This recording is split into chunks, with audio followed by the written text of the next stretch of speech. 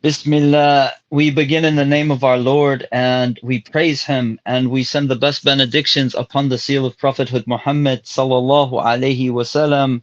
To proceed, alhamdulillah, today we have a guest with us. This is our brother Yuwsuf. May Allah preserve him and increase him in good. Ameen. He is the brother from our community whom he's A, one of my friends, B, one of my students, and C, someone I rely upon. Alhamdulillah. Whenever I'm writing, I trust his skills, and so I ask him to do the proofreading, editing, all of these things for me. And alhamdulillah, he has shown himself to be very skilled in this field. And we got him to proofread for us, copy edit, Message to the White Man in America. And so we really want to have him on today to discuss this this book with us. And yes, these videos are really about the message to the white man in America. The channel is called Message to Our People in America because of the problem that we had with the algorithms. But at any rate, we're not trying to sell the book. We're talking about the message. So I want to be very clear about that. This isn't going to be going page by page or chapter by chapter through the book. We're just going to be talking about the message that is therein. And so let me begin by saying Salamu alaikum, Yuwsuf. Peace be upon you. Wa alaikum assalam. And to, sorry. Conversations, right? Yeah. And peace be upon everybody who joins us as well. And so we want to make this a good conversation, and that's what all of our videos hope to be, is just conversations. But I want to start it out with two things. I want to start by reading, because I had Yuwsuf because he was a major part of this project in that he edited this work for me as it was being written. And so he had an intimate relationship with the writing as it was proceeding. So what I want to do is I want to read something from what he wrote. I had him write an editor's note at the beginning of the book, and I'm not going to read the whole thing, even though it's less than a page. Actually, it's actually rather short. But I just want to read this, and then we'll proceed from there. He said, not having read Message to the Black Man in America by Elijah Muhammad, my initial enthusiasm was quickly dampened when Halim, myself, described the format, the restriction, and the constriction his outreach would require while using Message to the Black Man in America as a template. I know he has kept to this format as best he could, though only you, the reader, can truly judge his adherence. To be frank, I haven't come across books so focused on a particular ethnic group, yet possessing relevance to the greater human family. Only the call to our Creator can embody such duality. There's another thing. Now I'm going to skip down all the while. We'll just read the whole next paragraph. That's the problem with reading live, right? Sometimes we do this. Anyway, continuing on. As you will find, or as you will come to find, Halim arduously attempts to educate, to compel, and even cajole his community to rise to this glorious opportunity, often in spite of themselves, all the while combating the relentless campaign of disinformation, misinformation, obfuscation, and even outright lies. Nevertheless, the invitation has been made, unambiguous and fulsome. It is now up to you, the reader, to pursue the matter at hand, to respond to a true offer to benefit yourself, your community, this great nation, and all of humanity. What will be your response? And so I think that this is a good place to start. And before I open it up to discussion, there is an ayat from the Quran that I want to mention, if I could remember it well enough to recite it. And that's Surah Rum. And this surah, the 30th chapter in English, we'll say chapter, the 30th chapter in the Quran, it's called the Rome, or Rome, or the Roman, we could say, but it's Rome. And so this actually is speaking directly about the European people, this surah, this chapter. And in it, we read Allah subhanahu wa ta'ala says, God says, فَأَقِمْ وَجْهَكَ لِلدِّينِ حَنِيفًا, and turn your faces, or establish your face upon the natural way of life. فطرة الله التي فطر الناس عليها, the primal human nature which God has created man upon, so that we may know him and be able, and we'll talk about this fitra in a moment, I think, because it deserves to be explained. God goes on to say, لا تبديل لخلق الله, no change is there in the creation of Allah. ذلك الدين القيم ولكن أكثر الناس لا يعلمون. That is the upright way of life. That is the upright way of life. But most of mankind don't know it. Don't realize it. ممكن. Perhaps we could translate it as realize it.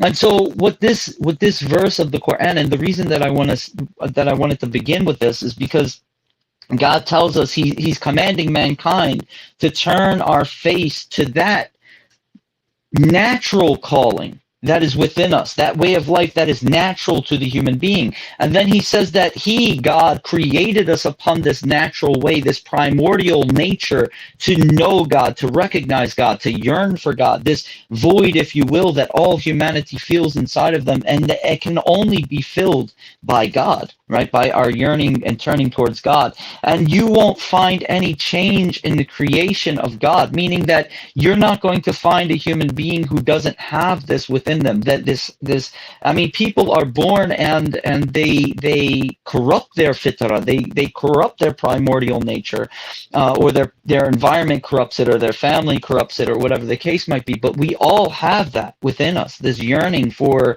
God. Even atheists have this yearning for God, yearning to come to know, if you will. And that yearning, that turning towards that, moving towards that primordial nature of man, that is the upright way of life. But most of mankind don't know it, right? And so this is the message, right? This is the message at the heart of it. And so, having read that and read your introduction, Yuwsuf, we welcome you, and we just want you to, bounce off of what was said and maybe share any thoughts that you have. Bismillah ar-Rahman ar-Rahim.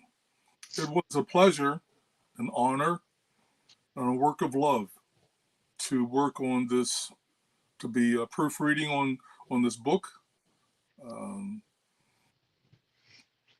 It took a while to do so, some tedium, of course, but then that's what proofreading requires. But I'm glad and grateful that I was able to be a part of it. I eagerly still wait to see what kind of reaction, as a generality, much less on a personal level, from individuals, their reaction to, their response to this book. I think it's very much needed. Our white brothers, for lack of a better term, don't get the attention that they deserve, and they are generally filled with misinformation, disinformation, obfuscation as to their integral part in this message from Allah. So jumping on the opportunity was all but a duty, and I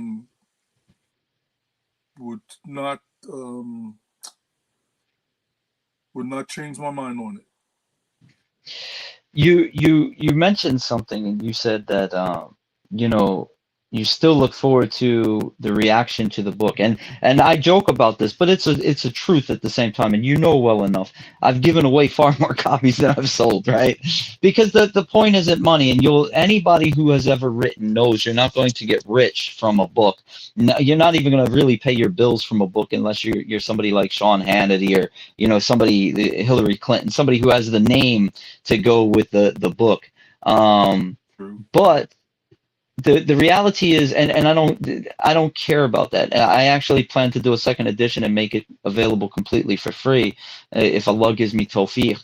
But I mean, but what we want to mention is that you had spoke about the response, and I have to say that I've had nothing but positive responses from the African American community, from the Hispanic community, from the Indo-Pak community, strangely enough, right?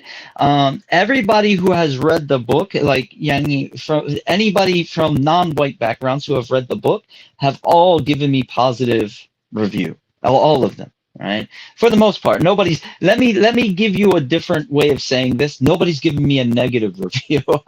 I say that because, you know, just because they didn't give me a negative review, don't mean they didn't have a negative opinion of it. But when it comes to the white community, this is the only place I've had negative feedback from, and most of it is, why did you have to say white? Why do you have to talk about white people? You know, and it's almost like there's a self, what can I say? There's a self-consciousness to it, to where they're like, you know, why did you have to talk about white people? And nobody else had a problem with it except the white people. It's an interesting phenomenon. What did you say? No. I think part of it is because they're afraid to be, you know, racist. You know, they're like, oh, this is this racist? Can we do that? You know, I think that's part of it. I would say to a lesser extent, they've been misled. You and yours have been misled as to your participation or lack of participation in this matter. And it is only, well, I am only starting to see over time the inclusion and the veil that has been put on you and yours as to how you've been misled. So I can understand why this kind of reaction, the two sides of the reaction from communities of color appreciate the forthrightness, the truthfulness, the frankness of this matter, and the not shock really, the awkwardness of finding out that you've been lied to. So this is not a surprise. It's to me, what's more important is how well you and yours come forward on this. Not just your reaction, but what do you do about it? How do you take a responsibility for what you've been lied to, and how do you and yours correct this matter? As has been said before, that you fall down on your face and scratch your face and bloody your face is a human reaction. But whether you stay there or not, whether you get up and you walk forward and not make the same mistake again, that's the measure of a human being, of an adult. So that's what's more important to me than you find that you've been lied to and smacked. What do you do henceforth? Now, I'm going to do something here because I don't have any problem with it, because I understand. But I want the viewers to be comfortable so they're not scratching their head trying to figure this out. The you and yours you're referring to is the viewer. Yes. Yeah, no, that was it. Because this is a conversation between you and myself, and you say you and yours, somebody might think that you're speaking to me and mine, and I want to be very clear, he's not. You're not. You're speaking to the viewer. When you say you and yours, you're speaking to the viewer. That's all. Again, just so that somebody's not watching it, scratching their head trying to figure this out. Yeah, we got to deal with society as it is, not as we wish it was. Oh, we're not so. No, alhamdulillah. So, alhamdulillah. This is and this is part of the main drive here, is that throughout history, the message has been there. And the reason I wanted to start with that particular verse from the Quran that I began with is because this message is the natural message that's within all of us. It's part of our humanity, is to know that God is absolutely one, that God has no partners or equals, that he sent messengers for our guidance, that he didn't create us, put us upon the earth, and leave us to try to figure out everything by ourselves.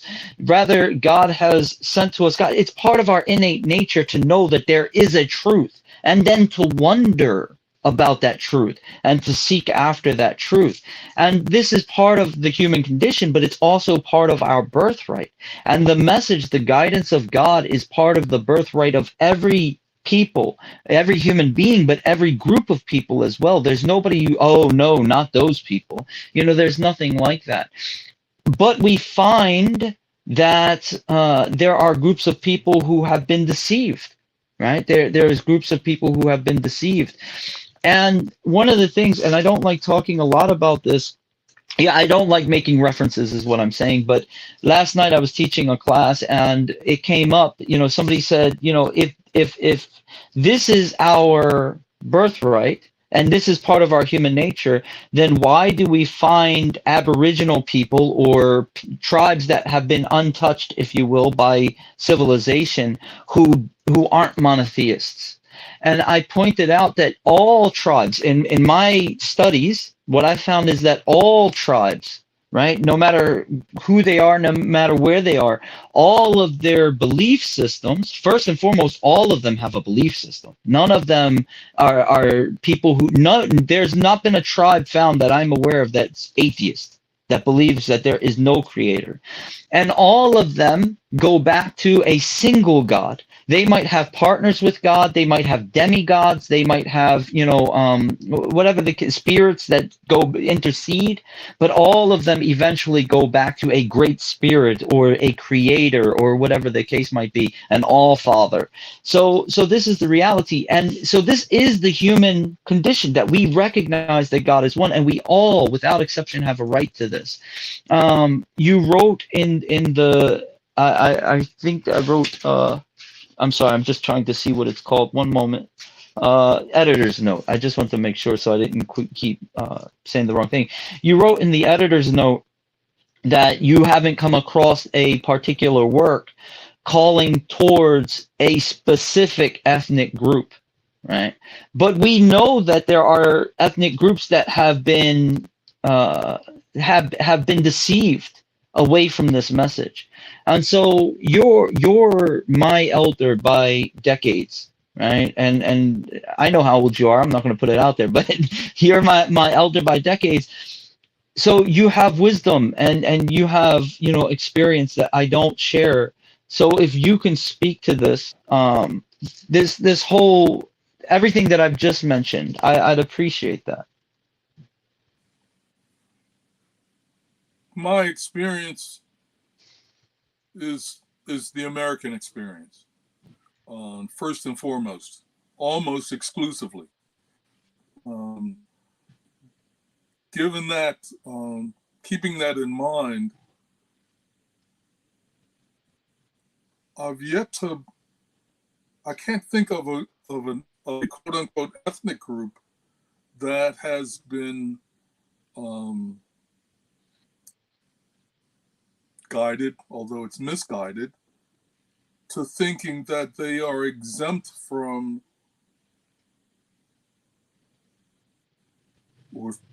exempt from the general understanding of color.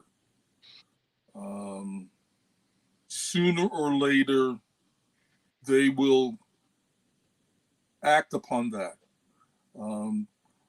As a friend of mine once said, we Americans have taken color to an art form. It's relatively easy to see as a person of color how whites have been led to believe that directly, indirectly, and mainly indirectly, that they have a position of power or superiority. That this is the propaganda that's been portrayed onto them. But when you get to see, when you have personal relationships, I really don't like to say them, but for the sake of the conversation, it serves a purpose. When you get to interact between the ethnic groups, African Americans and whites, Hispanics and whites, not so familiar with Indo-Pacs and whites. You see that on a personal level, they're just like you. They want the same thing. They feel the same thing. There's just gradations of melanin. That's what significantly differs between us. But when the people in positions of power, whether it's your mayor, your councilman, senators, state senators, or state congressmen, your police departments, they either have the outright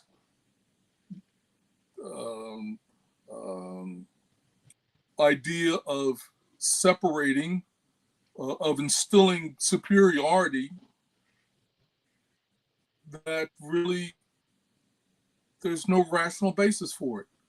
It boils down to divide and conquer. It's the oldest trick in the book. Someone has to be on top and someone has to be on bottom in order for this song doesn't begin to describe this insidious idea, really satanic idea of I'm better than him, we are better than them, in order to not focus on the reality of our commonality. And this melanin difference is superficial.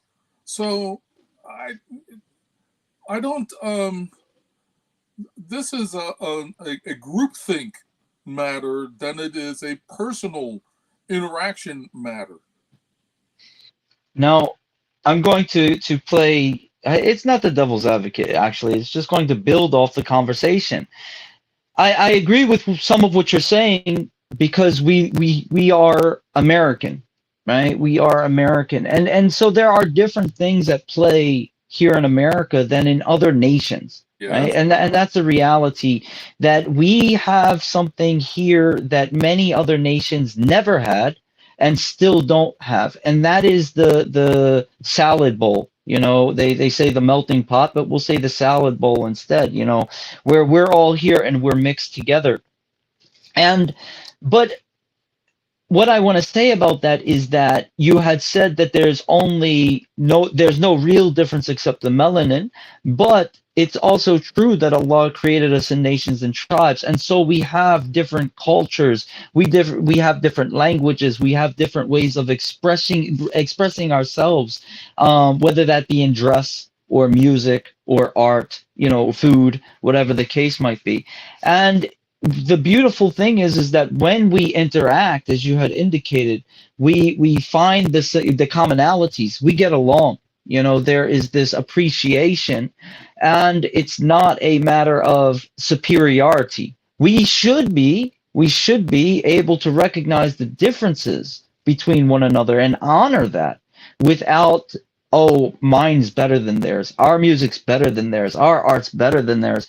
And really, I argue about white privilege.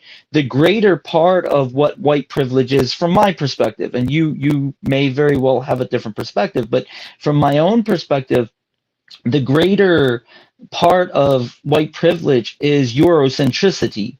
So that when we are taught history, it's from a Eurocentric perspective. When we're taught art, it's from a Eurocentric. Beauty is Eurocentric. Language is Eurocentric. All of these things tend to be Eurocentric, and that is the white privilege. In that, when you see something that is of Eurocentric background, if you will, or it is Eurocentric, I guess is a good way of saying, then we perceive that as being beautiful, deep, intelligent, valuable.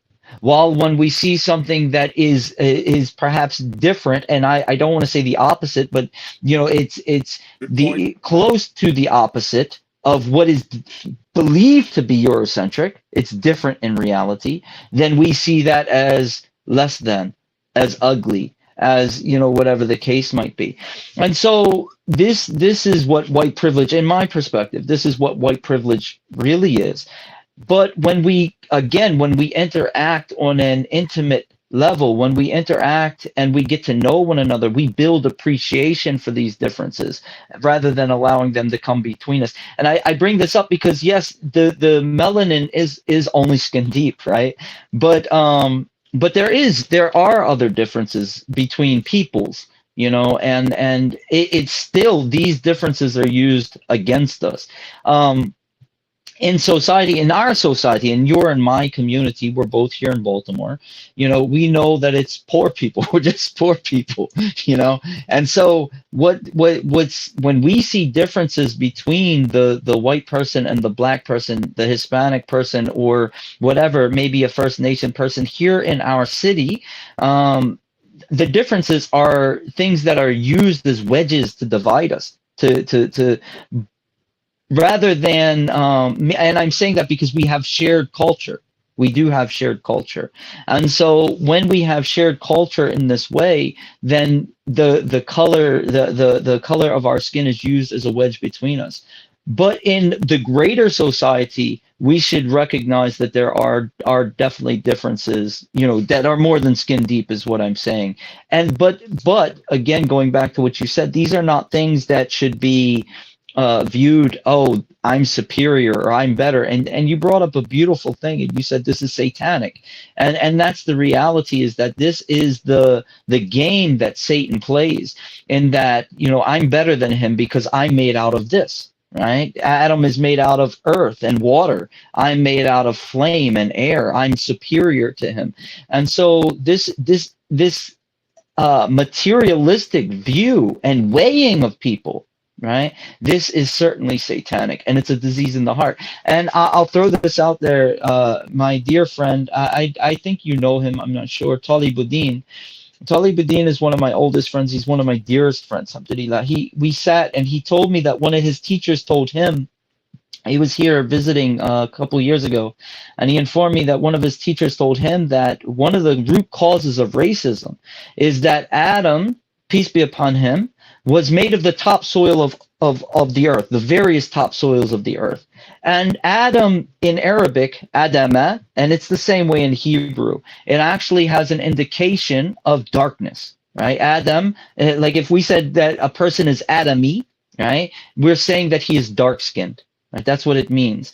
And it's different from Solda, yani it's different from black, right? It's different from black. So a dark as opposed to black. But anyway, the point is that Adam was dark-skinned.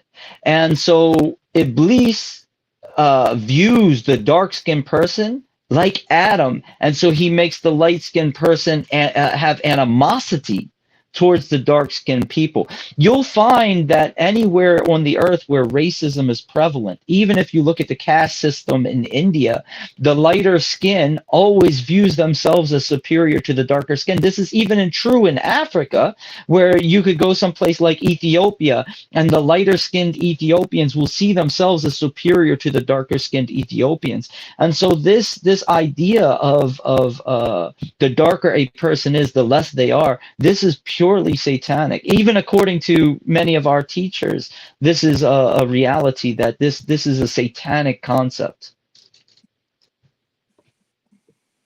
Agreed. It's not going to be much of a conversation if you don't jump now. I'm joking. No, man, I'm just playing. I'm kidding. No, I brought this up because there are differences, you know, Yes, there are. and sometimes these differences are used against us when in fact they can be used for the sake of God. More often than not, they're used against us. You know. This is um, in my younger days, in my youth, we would have our um, dance dance shows, and when you'd watch first and foremost the white community in their dance shows, there was a marked difference between their shows and our shows, um, on many different levels. But when we were able to find men and women, boys and girls, who came over to our side, you could tell that they really liked our music. They really liked our dances. It took courage to do that, but they were comfortable in being with us, and we were comfortable with being with them, or them with us. So there wasn't uh, again, on a personal reaction, on a personal level, we could see the sincerity that uh, that was propaganda, that was TV, and what we saw with the white sister or the white brother, they got down and they partied and they had a good time. It wasn't an act. So again, you get to see um, the propaganda as opposed to the personal. Yes, they sometimes you could tell they couldn't carry a tune, as we'd say, if it had handles on it, or there was no rhythm. There was no rhythm whatsoever. But we they showed the courage to come out and party with us. So therefore, we weren't we would give them benefit of the doubt and accept them into the community, accept them into the party, accept them into the dance, because we understood, despite their differences, if you want to make a point of that, there was commonality. Sometimes we appreciated that difference. Sometimes we saw the benefit of that difference. Um, And if I can interject, sometimes that difference fed because, for example, you know, tap dancing is an example. A lot of people will say that this came out of not just jazz itself, but also the Irish. For example, the river dance. I forget the name of the dance. Cayley, the Irish Cayley. This type of dancing where they use their legs but not the upper half of their body. This is actually European, Irish, Scottish, and the like. And when these people interacted with the African American community, something new came out. You know, something beautiful came. There was a blending that became an American thing. You know, a purely American thing that came from that intermixing that would take place sometimes. Agreed. This is just another further example of us on a personal level, on a group level, ethnic level. The two groups would see something that the other liked, incorporated into their group, their own ethnic group, and improve on it. They would show not so much improve on it. They would their they would add Add their to own flavor. Yeah. it. Yeah. So um, it's only when this facade of we were the originals and you were copying off of us, so therefore with originality we are the better form, the original form. And it's like, don't go there. We find this today, and I don't mean to cut you off, but we have a problem today to where if if I appreciate something, and I don't know any examples. I'm horrible at pulling examples out of my hat, but if we pointed to one thing and you find a group of white folk doing it, but it comes out of the African culture, right, or the Hispanic culture, Native American culture, then what you find, or even you might find people, African Americans in our neighborhoods, wearing the Asian style hats, right? The I don't know what they're called, the Chinese caps that come down, the straw or bamboo hats that come down, and this was popular not that long ago.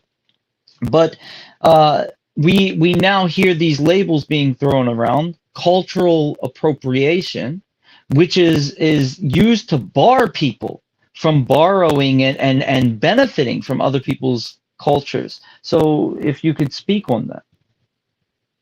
Understood. And I believe that is a reaction to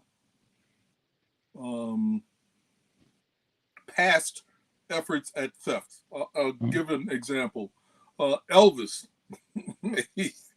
may he swivel for all eternity in the hearts and minds of his followers. His rhythms have been well documented, of coming from Mississippi Delta artists who were black, and he has acknowledged this a number of times. I want to interrupt you just one moment because there's something I just found out days ago. I don't watch a lot of movies. Whether I watch them or not, it's not an issue, but I haven't seen the movie.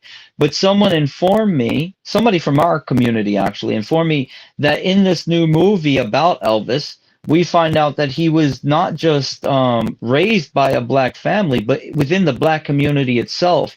And so he used that's his culture. That was his culture, though he was a white-skinned man. So he benefited from his whiteness, but his own culture was that African American culture that he was raised in. And so this is we do blame him. Meaning that he's always an example pointed to a cultural appropriation, if you will. But is that cultural appropriation when he himself was raised in it? No, it's cultural appropriation by his agents, by the radio industry. They put him out there as an original, and they never really spoke of his origins. They cut that off and presented him as the originator of this, as the founder of this, and it's only by people either knowing already or else looking into his history as to who was Elvis and how did he come about this. And because he was such a phenomenon. Right. His contemporaries were nothing like him. He was there was something really Chuck Berry, man. Yeah, but Chuck was black. Yeah, I know. The Rolling Stones, they were famous for attributing their origins. The Beatles. But Jerry Lee Lewis is another example. But he's also from that southern, that southern dynamic, if you will. Exactly. But again, it is basically a black phenomenon, a black experience that they benefited from and that they never disowned. There was little reason to speak of it. They let their music speak for themselves, and it was appreciated.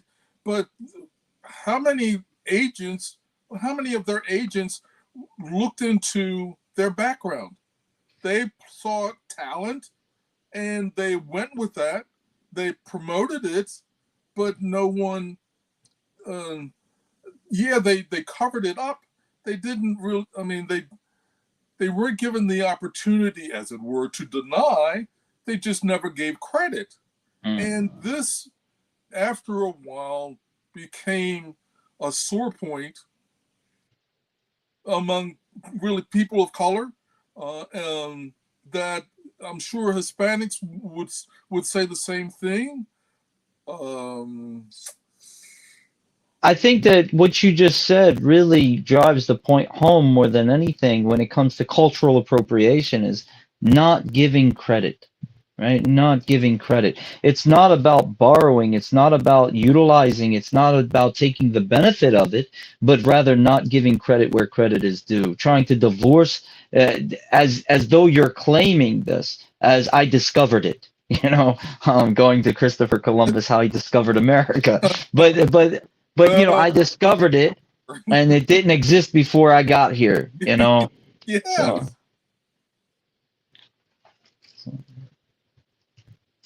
Look at Sam and Dave. We would call them blue-eyed soul brothers, but that was from our community to them. That wasn't their. That wasn't something that they promoted. Imposed. Right.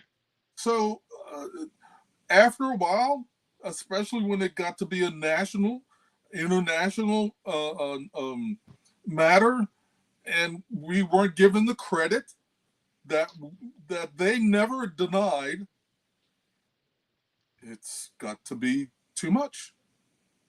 So cultural go on. I'm sorry. appropriation came from, as far as I'm concerned, I think it's a fairly accurate description, but nevertheless. So today, when we hear this call, and I don't want to say cry because that's used in a negative, but when we see this complaint, of cultural appropriation, and again, we from Baltimore, we'll just use our own city. There is white and black, and to pretend there's not is we have South Baltimore, which has historically been majority white folk, and so they have their own flavor or whatever. It's changed over the last decade, but no need to get into that. But the point that I'm making here is that for the most of our city, we're just people. And so if you see a group of white folk in East Baltimore, I'm sorry, I'm old, but listening to Ice Cube or listening to NWA or something like this, they're not appropriating a culture. This is what they were raised in. This is who they are as a product of their environment.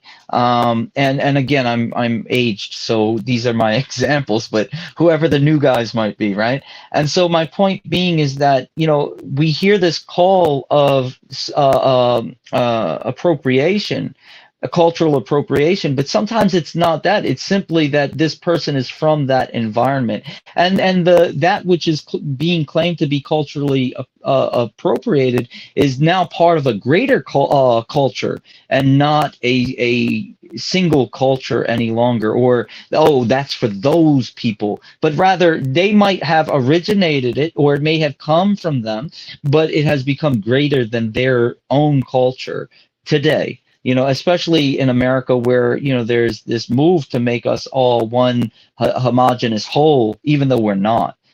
So there's this issue as well. We didn't talk about any of this before. We're going to touch on this. This is how conversations go. So if you have any thoughts on that, share, please. I was just going to add to that in my experience, there's less the acknowledgement of origin is greater today than before because of this homogenation, because of this increase in communication, which is to our good. That's that we see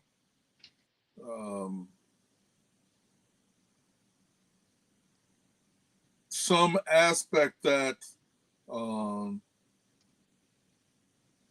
that one group shows it's harder and harder to show that that they were stealing. They were incorporating their experiences with many different, with one or two or more communities, and this is their take on it. So it's as a reactionary response, people are quick to say cultural appropriation, which can be unfair across the board. I'm sure that does happen, but we are becoming more and more, or less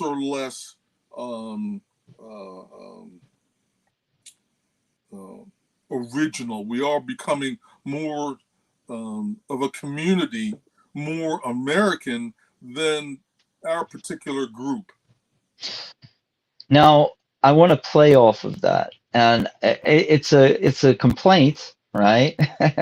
but it moves us in a direction. So there's actually 2 points that I want to build off of this conversation, because this is an important conversation, but it's important for us to move in a direction. And so the very first thing that I'll say this kind of jokingly, but it's going to lead into a serious topic, and that is one of the cultural appropriations that I don't appreciate from the African American community, right? Meaning that they have culturally appropriated it, and we'll talk about that momentarily, is the kufi, right? And the reason that I say that, the reason I don't like it, is because it was a way that at one point we'd recognize the Muslim from the non-Muslim.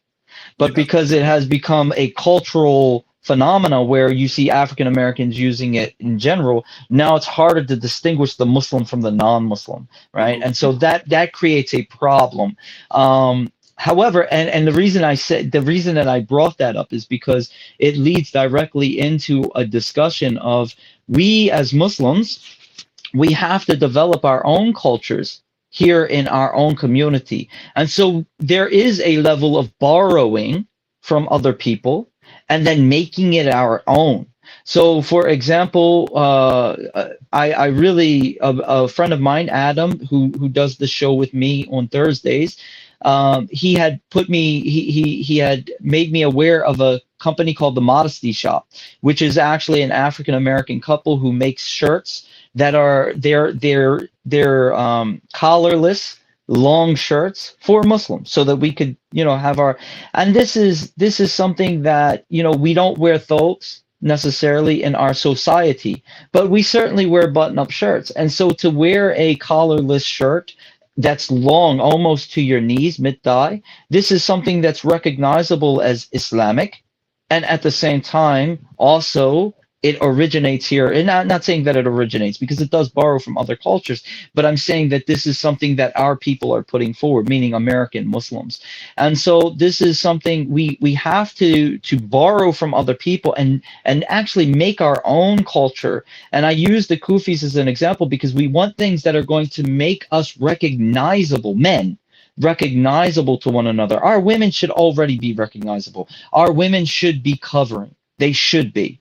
Right? Because it's part of modesty, and modesty is part of faith. And it's a command in the Quran, even if people don't like to hear that. And so women, whether they're wearing skirts and blouses or whether they're wearing gowns, their head is covered, and we should be able to recognize them as Muslimas. But for the brothers, for the men, we too should have something that makes us stand out, so that we can see one another and say, oh, Salamu alaikum, this is my Muslim brother. Or if a sister sees us in a store, they say, I'm safe. I know I'm okay because there's a brother over there that if something goes down, he's got my back. He'll protect me. And so this reality, we have to borrow in order to make our own culture, but we should be moving towards making our own culture here. I agree, but unfortunately, I must bring up that this is America, and this is anything that anything can be turned into a fashion. Yeah. And I agree that earlier on, decades ago, the kufi was a mark of distinction that, as you quite rightly said, someone wearing a kufi, someone wearing that kind of skull cap, in all likelihood, they were Muslim. I've had brothers from across the water who would come here, and in conversation they would say, "Oh, that person over there is wearing a kufi, and so he must be a Muslim." Says, "No, it's more of a fashion statement now. It's more a piece of clothing that they want to wear." The same thing can be said decades ago if you had a beard, not a mustache and goatee, or just a mustache, but if you had a full beard, you were a Muslim 9 times out of 10. Now, whether you're African American or in the white community,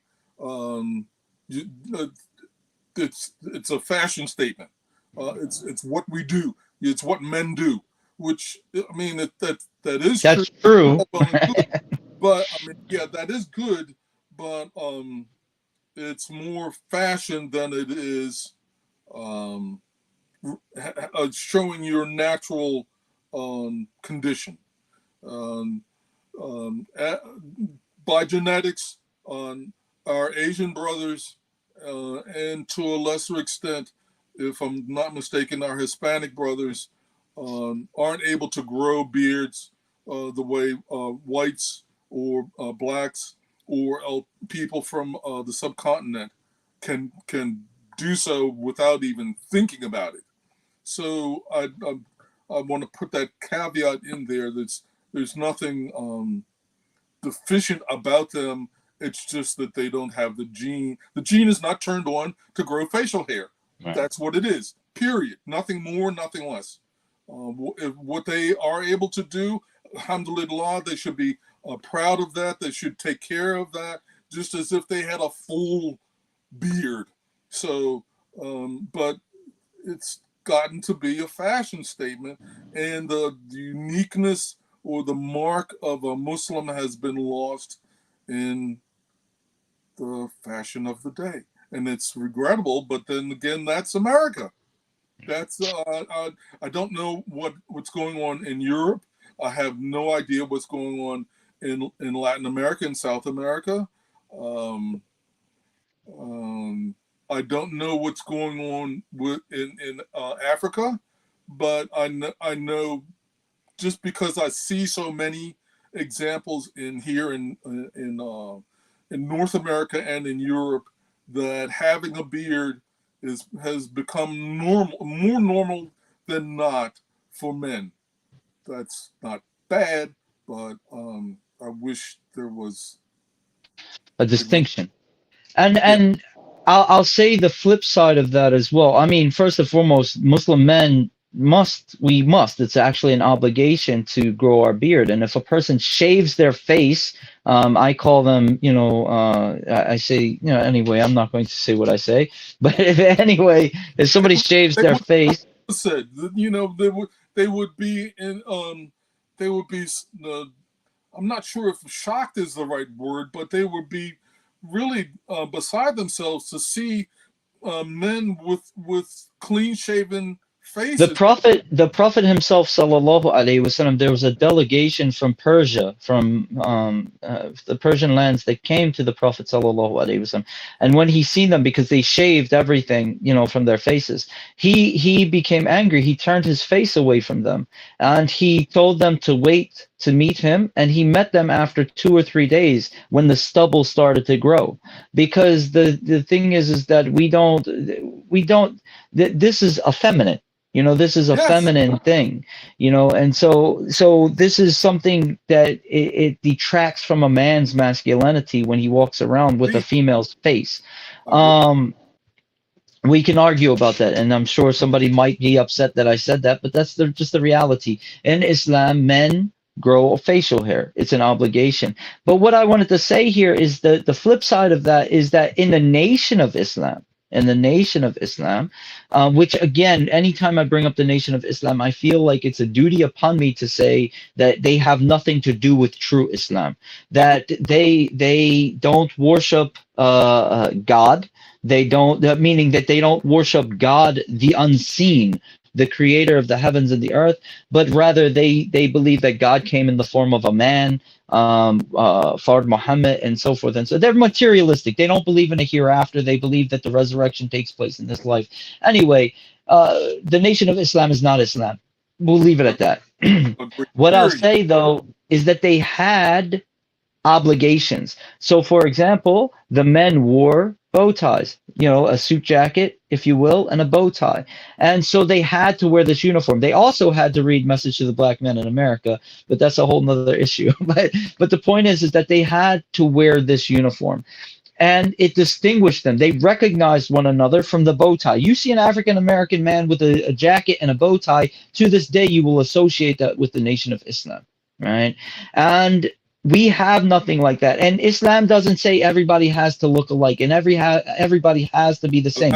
So there is the, alhamdulillah, there is this freedom and there is this ability to express oneself culturally. However, it would be nice to have something that is ours that we can readily identify one another with. Alhamdulillah. This is what I wanted to say. It becomes a fashion statement. Nah. This is America. Yeah, nah. I agree.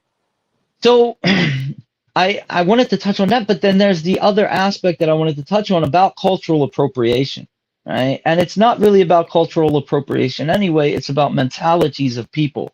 And so Islam in America has been one of two things, right?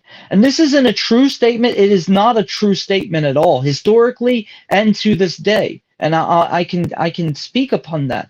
But what I want to say is, in perceptions of the masses, right, then Islam has either been a black thing, right? So it is for black people, African Americans, or it's for them, the immigrants, the other, the people who talk funny or dress funny or whatever the case might be. It's for them. It's not for us. It's not for the white folk. It's not for, our people. And so even I remember, and I don't talk about this a lot, but, I was incarcerated and I went to Jummah while I was incarcerated.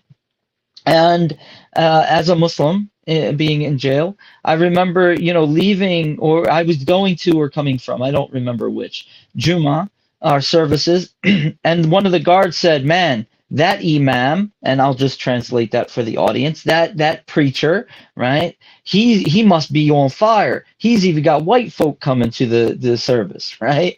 And so there's this understanding, there has been and there still is, that this understanding that if a white person does this, there must be something wrong. There must be something going on. There must be... They've been lied to. Exactly. But how do we now bridge that to where we get it out that, it is growing and it is spreading, yes, but there's still a lot of misinformation to where white folk don't perceive. I've met white people, I've spoke to white people who literally believe that Christianity is from whiteness. Whiteness is, there's an intricate, not intricate, there's a given relationship between whiteness and Christianity, and such that if they were to leave Christianity for anything other than atheism, then they've actually abandoned some of their own whiteness or culture or whatever the case might be. So what is your idea of, because the message spread through the African American community through the Nation of Islam partially, and I guess it's important for me to interrupt myself and say Islam was here long before the Nation of Islam. We actually had masjids in port towns established by African Americans and other than them for the people who were coming over on ships. And when they were in port, they would look for a place to pray. And so you had Sudanese masajid and things of this nature back literally over 100 years ago in our nation. And that's not even talking about the First Nation tribes that entered Islam pre-Columbus, and as well as the African Americans who came here, the Turks who came here, and so forth and so on during the colonial period. So I'm not talking about that. I'm saying that, even before the Nation of Islam, there was Sunni Islam in this land, traditional Orthodox Islam in this land, and masjids of our own people, meaning American people in this land. So the Nation of Islam did come later, right? And it utilized a religion to push a movement to uplift the African American people who were coming out of a period of being told that they are nothing, right? That they're slaves, where they're less than human, to being where they are guilty of crimes just for being, right? All of these. At the time, they were a necessity. Right. So psychological, social necessity. Right. Meaning the Nation of Islam was that necessity Yes. to uplift the people. Yes. Now we have a situation today. So what I'm saying is that Islam actually went by storm. I guess took over by storm, kind of spread by like fire through the African American community because of that call of upliftment. So there was a precedent, not a precedent. What can I say? And my words are leaving me, man. Sorry, forgive me. But there was an impetus. There was something there was a spark that allowed it to catch fire, and we want that for the white community here in America as well. We want the white people to understand that this message is. To become a Muslim is not cultural appropriation. To become a Muslim is not following other people. It's not abandoning your own self or your own identity, but really it's grasping your birthright, right? Yeah. And so if you, again, with your age, your experience, if you have any wisdom to share in that regard.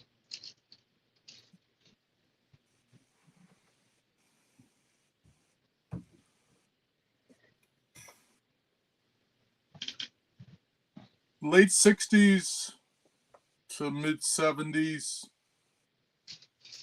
I'm sorry, late 50s to early 60s was a nascent period of the browning of America.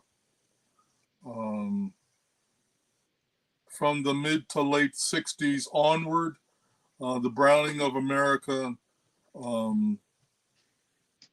came into its own.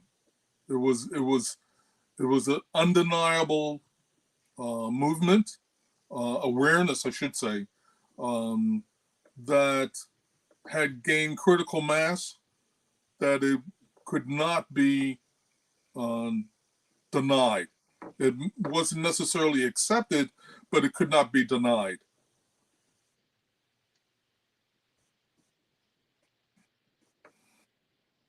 To try and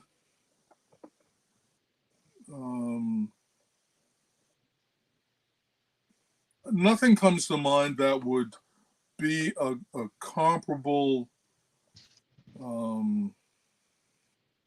movement or awareness that has provided a quickening, a comparable quickening for the white community. This is one of the reasons why I was and still am grateful for the opportunity to edit this book or proofread this book, because I saw it being an avenue to educate my white brothers and sisters to their birthright as a human being, to understand who their creator, who their sustainer is, that he wanted them to come along, and this book was an avenue to dispel the misinformation, the disinformation, the obfuscation, the lies that they were that Islam was not for men, not for them. It's unfortunately, but this is what it is. It's a very slow process. Unfortunately, but the reality is there are any number of African Americans who see the skin color and they are reminded of what has gone on before, and they are averse to welcoming, embracing, encouraging whites to be the Muslim that Allah wants them to be. So there's, again, this goes to my my heartfelt appreciation of what whites have to go through to be the Muslim that Allah wants them to be. They have no support system the way African Americans have. Rightly and wrongly, so many of us had in times before one of our family members who was in the nation. They were a Muslim. I hate that that word. So there was this this family disassociation, this family disownment. I never really came to know of it as being as vicious, as visceral as my white brothers and sisters have gone through.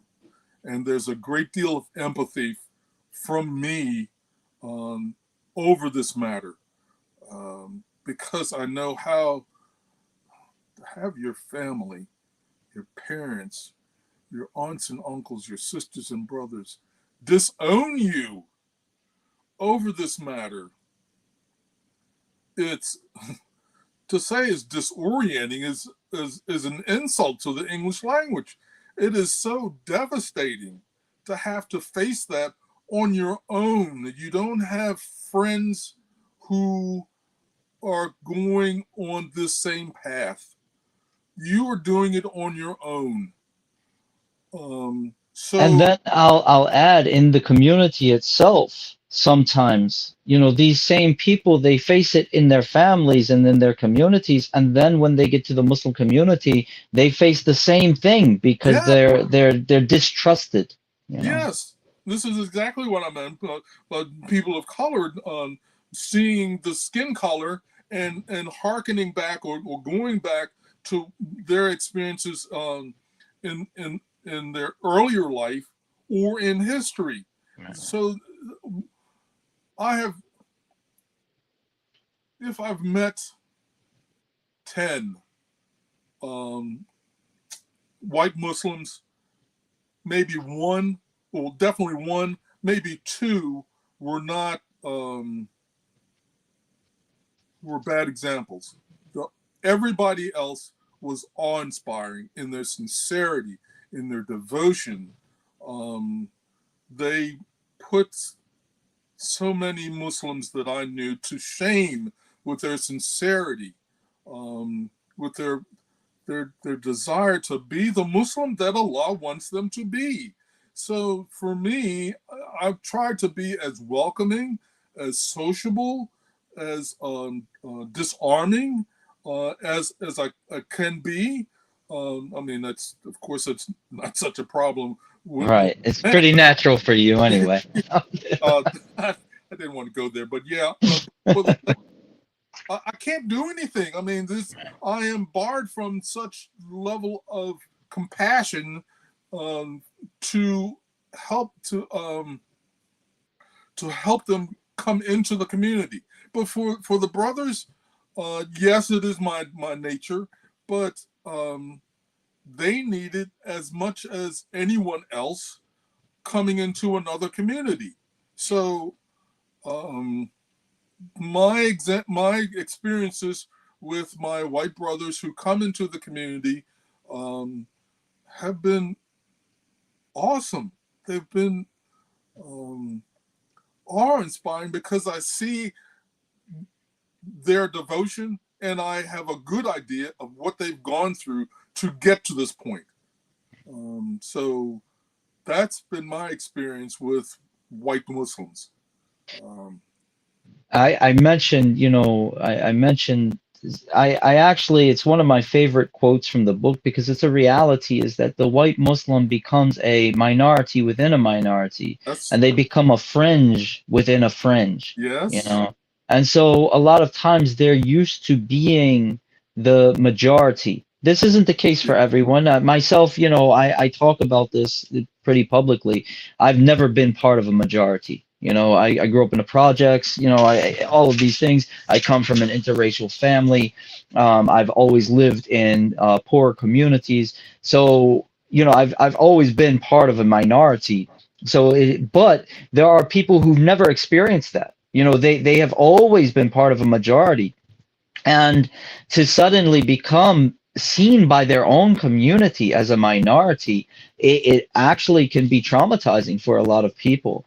And what's worse is that when they're getting it from both sides, because they're still seen as part of the majority from the Muslim community, but from their own community now they are not white, they're Muslim. So there's a disconnect there. They're no longer, they lose. So they didn't suddenly not be white. They also didn't necessarily change their culture at all. But in the eyes of the majority, they've lost some of their majority status. And so they're in this area where it does play a psychological it does cause trauma for a lot of people. And you're absolutely right. Those who continue and they strive and they struggle, you often see there is a level of sincerity that has to be there. And this, and I don't want to compare white people to, we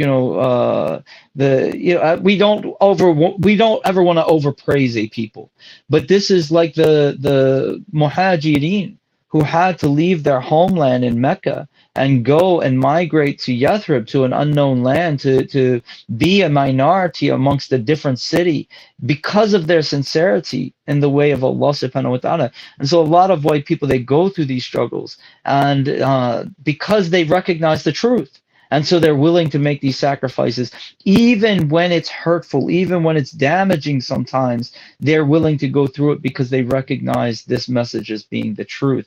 Now, the problem is getting people to realize that this message is a viable message for their family, for their people, and not just something that, oh, that guy's a Muslim, that guy's a Muslim. No, but this Islam is something like what can I say? This Islam, again, it's not for these or them. It's a universal message for all mankind. One of the things that I had asked you and you had given me the answer, and I appreciate your answer, and it's one that we've talked about before, is that in the 50s and 60s we had the civil rights movement, and that served as kind of an impetus for the move forward for Islam to take root in the African American community. And we can say that we don't see that today. The Trumpism, if we could call it that could serve. If CJ was here with us, we could definitely talk about, the Trump movement and things of that nature. That could actually be a great impetus because you have a movement of white folk in this land who feel as though they're losing their identity, that it's being usurped from them, that they're being told that they're evil because they're white, that they're being told that they're poisonous, or what's it called, toxic, because they're white, that they're being told that their family is bad because it's white. All of these things, that they are oppressors simply because of the way that their Lord created them. And so there is this movement, even with the facing transgenderism and homosexuality and all of these things, you do have white folk who feel as though they're being erased, if you will. And so I think that there is a trauma that's going on amongst the white man in America as a whole, where there's people who don't care, but then there are people who really do care. and I think those people who really do care, if we could plant the seeds of Islam in their hearts, I think that it would share the same impetus that it had, or a similar impetus that it had in the civil rights movement. Because a lot of times these people are really, one of the reasons I was talking to our brother Mari Salakhan not that long ago, and he wanted to talk a little bit about the January 6th hearings, and I don't want to bring that up, but one of the things is that I said the reason that Trump has these supporters is because these people feel as though something is being taken from them. They're being accused, they're being victimized, and Trump is trying to offer solutions. Whether we agree with him or not is another matter, but he's offering solutions. And so we have the solution from God, if we could just get this message to them. And so I think that there is room for the same impetus that we've seen in the 50s and 60s in the African American community, in the white community today. But the thing is getting that message out, which is part of the project of writing this book. But I just wanted to share that and see what you thought about that. I agree. The overarching explanation, they're being lied to. There's a continuation of the lie, on almost flipping it on its head, in that they white folk have been lied to into believing that there is some level of superiority, or the difference is to their benefit. And now the sophistication of the lie has changed, not overly surprisingly, to being told that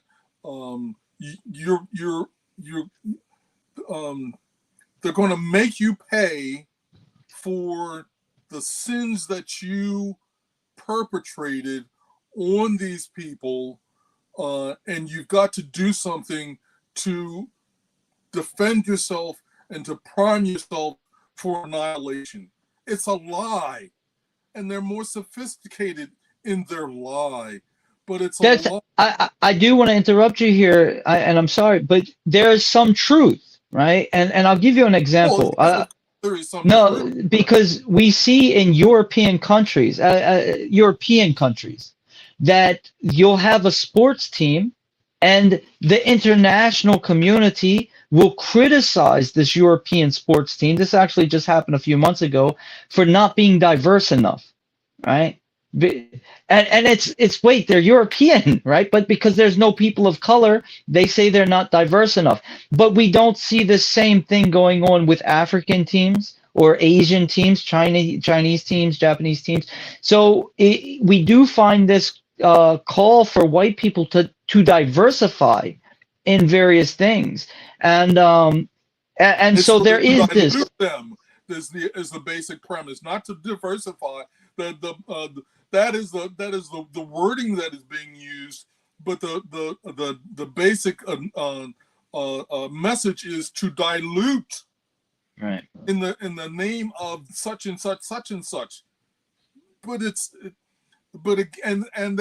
And people get it, that what is being really told to them is to dilute their own, not to increase, not to I don't want to use the word diversify, to add to their own for quality reasons. There's a real difference. Right. The reason that I brought that up, is because there is a lie being told. Prepare yourself. They're trying to erase you from history. All of these, and I'm not saying that there are not people that are doing this. I actually remember reading a very popular Afrocentric woman. I think her name's Phyllis. I don't remember her full name. Anyway, she wrote a good book, and it was all about Afrocentrism, honestly, and the evils of the white man, all of these things. And then come to find out, she's married to a white guy, right? And the reason is that her argument is that if we can intermarry, we erase whiteness. So there are people who have this psychology, not a surprise. But of course, this is a minority, in the global aspect. But the thing that I'm saying is that there is a lie being told, but there's also realities being seen, and so we see people reacting to this. And I think that if we can actually, again, plant the seeds of guidance from God for these people, that we could utilize this moment in history to really spread Islam amongst the people who have not received this message historically. The same liars that were afoot in the time of our prophet So, are still with us with a different sophistication, but the same message. And we as Muslims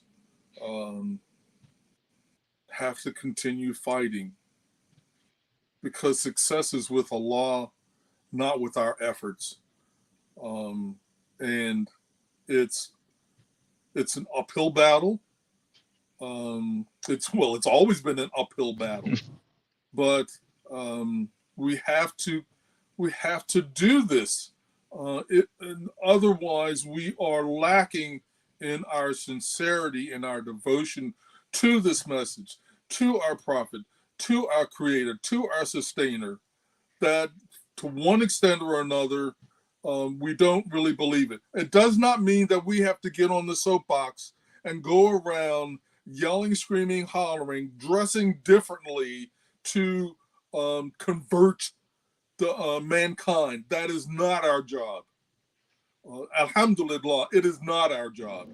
But we have to continue to show our sincerity as often as we can, whenever we can, and tell the truth, even if it's against ourselves, to let people know what Islam is and what Islam is not. Because in the end, when someone stands before Allah and he asks them, why aren't you a Muslim, in so many words, that person will not, we pray, hope and pray that that person will not point to us and say, because of him, he didn't step forward, or because of her, she didn't tell me the truth about Islam. It doesn't, again, we do not have to be scholars of Islam in order to spread Islam, but we do have to tell the truth whether we like it or not.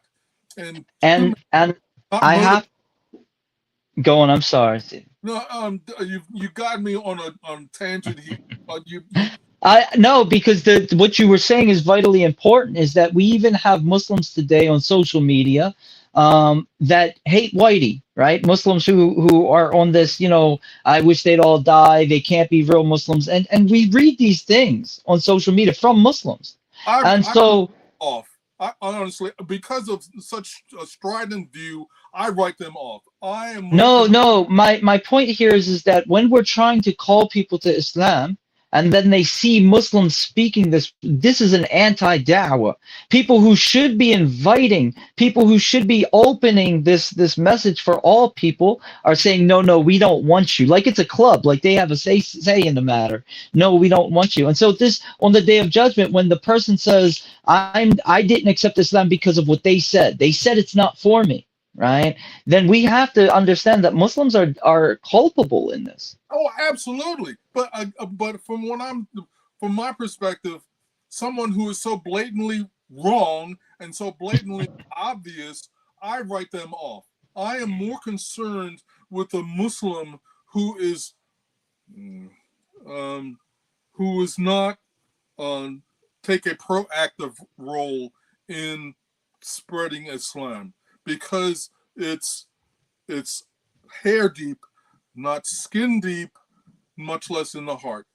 They're more Muslim in name than they are in their actions. And those are the people who most people are going to be interacting with. How many people are going to be interacting with people as you've described? Very few. Yes, they'll be on social media and they will have an audience and they will have followers who will take their opportunity to be Muslims from them, and they'll be written off because they were not sincere, as far as I'm concerned. No, it's the person who's on social media, or just the regular person on social media, or the regular person walking up and down the street, male or female, who is mealy mouthed, to be blunt, who mealy mouthed about their association with the law, so that when someone we're always being watched, and the more you appear as a Muslim, the more people are going to take notice of you. It doesn't have to be walking around in the thobe and the jalabiya and the beads and all this business. No, the people are looking for what we have, and if we are to the if we don't take a proactive role in being sincere in our relationship with the law,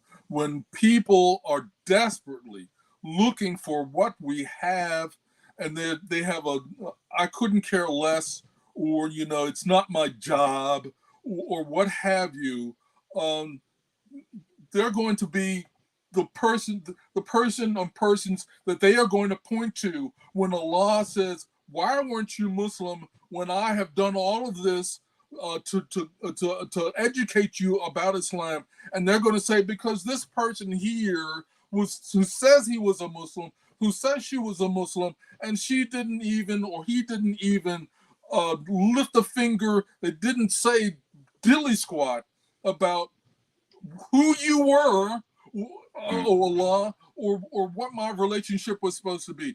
That's the person who gets me so upset, because it doesn't take that much to be a real Muslim, to have to show your sincerity. It works against you to be mealy mouthed, especially in this day and age.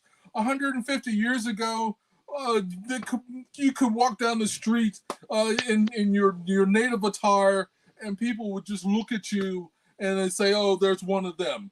Okay, but today we have the opportunity to work together, shoulder to shoulder, day in and day out, to actually see a Muslim walking, talking, breathing, living, working with you, and you don't show that there is something about Islam, about your relationship with the law. I'm getting worked up, and I just Or even if I can say, a lot of times we find Muslims interacting with people on a regular. And I'll give you an example. Last night I had a conversation with one of my students after class, and he's a university student studying law, and he had we were talking about the co-education or co-gender education system in America and the problems that this creates.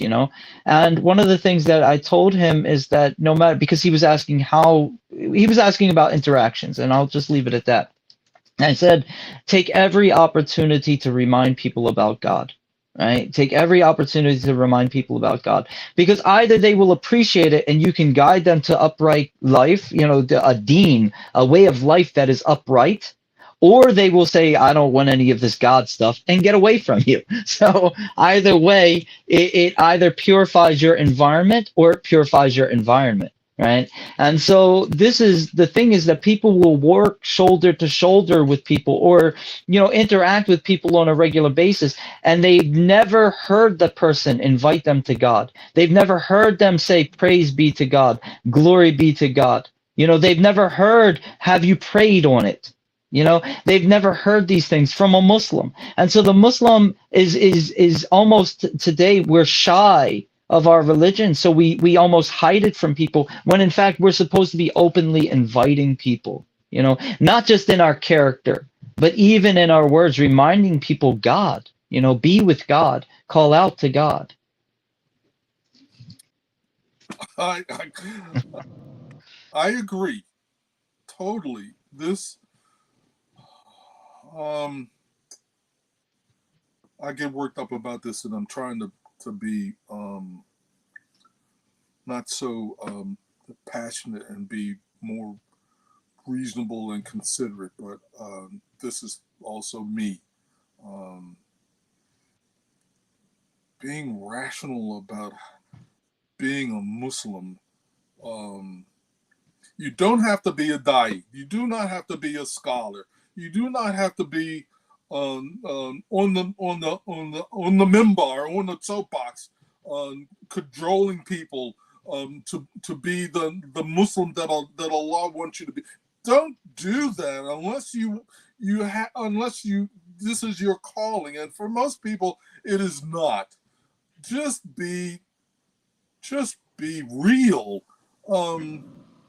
Show people directly or indirectly that you take your relationship with our creator, with our sustainer, seriously.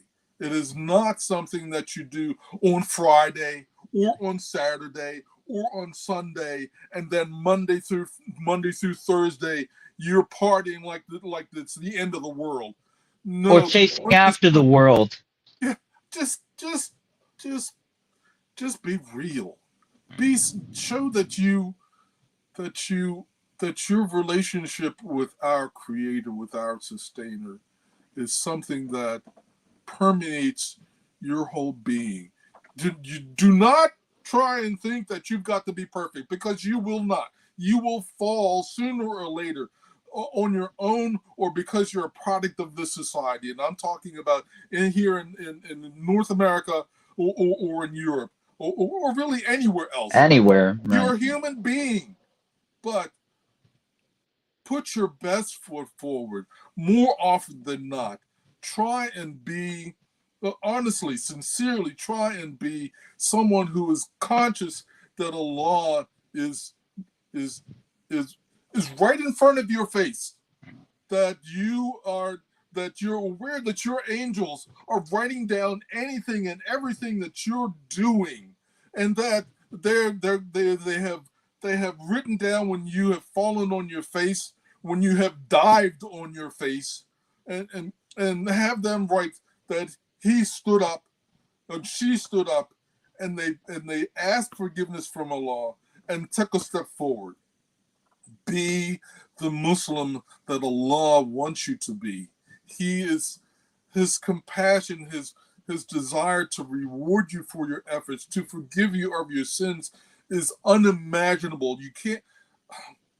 If the seas were ink and the trees were pens, and they would exhaust themselves even if they were replenished.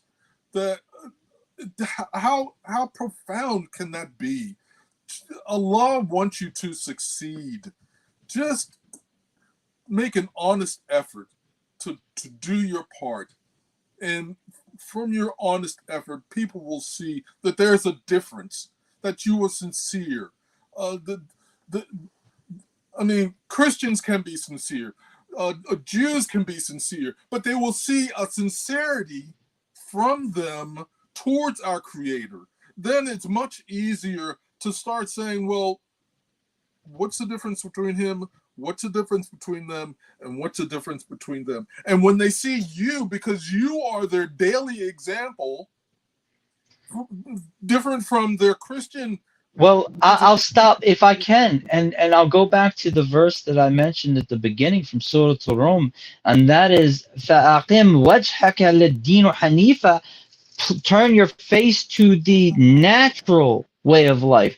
When they see the Muslim, there's not a there are rituals, right? Exactly. So it's not an embodiment of artificiality. This is just how we are, how we wash, how we eat, how we sleep, how we walk, how we talk, how we dress, all of these things. It's how we are as human beings. It's part of our very humanity. This as is opposed not a religion, to this is a deen, this is a way of life. No. It's a 24/7 operation. It's not something that you do Friday when you go to the services and you're a Muslim for half an hour, or what have you, or on Sunday when you go to church and you're a holy Bible thumping, Bible breathing a Christian for that period of time. And then when you leave there, you are no longer that.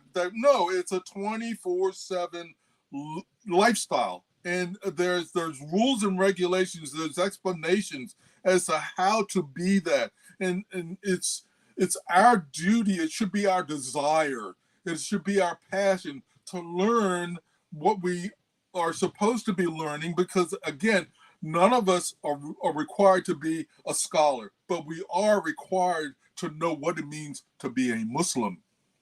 So just, it's not that difficult. It's Allah wants us to succeed, and He gives us so many, many, many opportunities to succeed and to be forgiven, and to ignore that or to not care is just irrational. And there are consequences. I mean, there are consequences. Aren't they enough? Don't you want to have the pleasure of your Creator? But he shows himself to be who he says he is. I'm exasperated. I see. No problem. The point, if I can summarize everything that you so passionately said, is that for the Muslims, right, we are called to be the best human beings that we can possibly be for the sake of God. And He has given us the guidance to do that in the model of the Prophet Muhammad, peace and blessings be upon him. And He has given us a code by which to live in the Quran. And if we claim that we believe in God in the last day, we should be real about that claim and just be the best we that we can be for His sake. And that when we're working amongst the society, within the society, amongst our neighbors and our family and our friends and our strangers, they will see something in us that they say, I want that for myself. But if we're not sincere and we hide our Islam and we're ashamed of our Islam, or we're part-time Muslims, like other people are part-time, whatever they are, if we play these games, then we actually serve as barriers to people's guidance to Islam. And so it's on us that we don't want to be on the day of judgment and somebody is asked by God, I gave you the guidance, why didn't you adhere to it? And they say, well, so-and-so barred me from the path.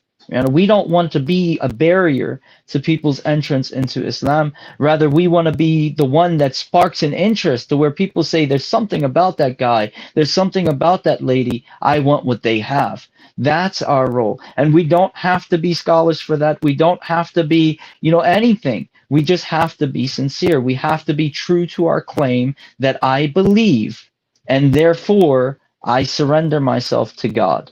And if we do that, we find success in this life and the hereafter. Now, I'll say before we got on, I told you conversations conversations go the way they go. And so we could be here an hour, we could be here an hour and a half, but I did tell you we wouldn't go past an hour and a half, and here we are.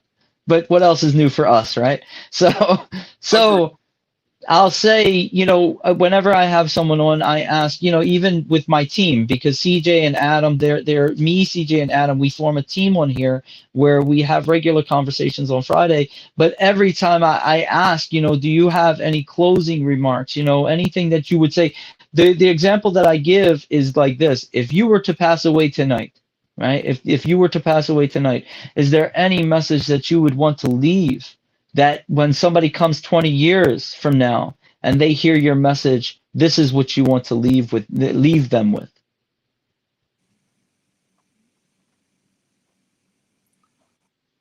Allah is who He says He is.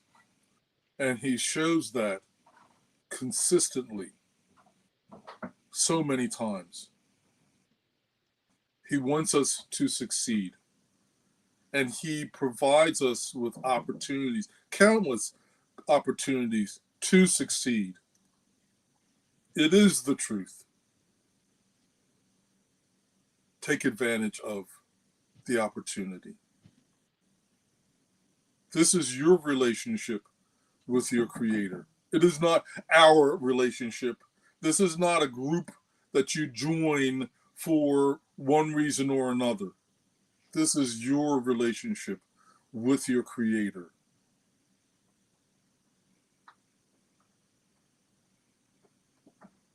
La ilaha illallah. There is nothing worthy of worship except Allah. and Muhammad, the son of Abdullah, is his slave, as we all are, part of his creation, as we all are, but he is the best of creation. May we send blessings upon him and his family, and may we die as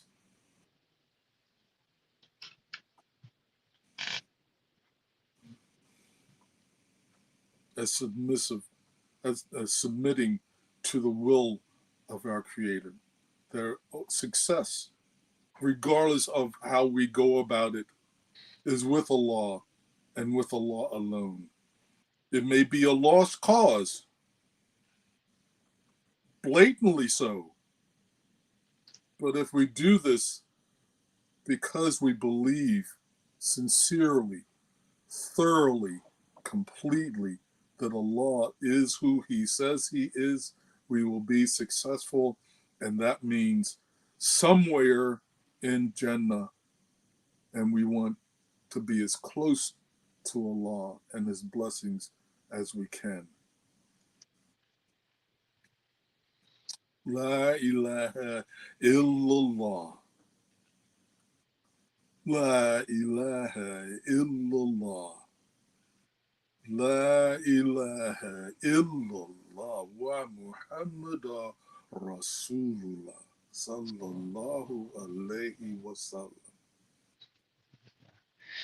Jazakallah khair. And my clip, may Allah reward you. So I translate that into English. Yeah. My own closing remarks is that, you know, I'll do a little self-service here and say anybody who claims that my book has any racial tendencies whatsoever, if there's any racism involved, this man is my editor. So he done jumped on me.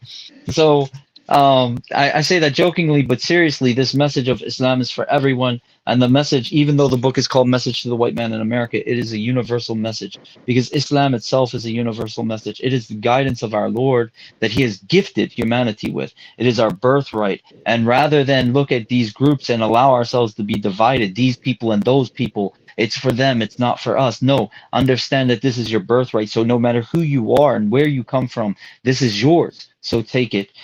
Take this saying of La ilaha illallah, that there's absolutely nothing worthy of worship other than the one true God who created all of mankind. Muhammad Rasulullah, that Muhammad is the messenger sent by God for mankind's guidance. Sallallahu alayhi wasallam. Take that and make that a part of your life. And this is my closing message. And with that, you know, I want to thank everyone who takes the time to watch this. I know it's longer than what I like, but this is what happens when we get into our conversations. Yuwsuf, I sincerely thank you for joining me and doing this with me. I really appreciate your time, and I appreciate your input as well. And with that, we'll say Salamu alaikum to our audience, and I say to you as well, Salamu alaikum. Salamu alaikum. Wa alaikum assalam wa rahmatullah.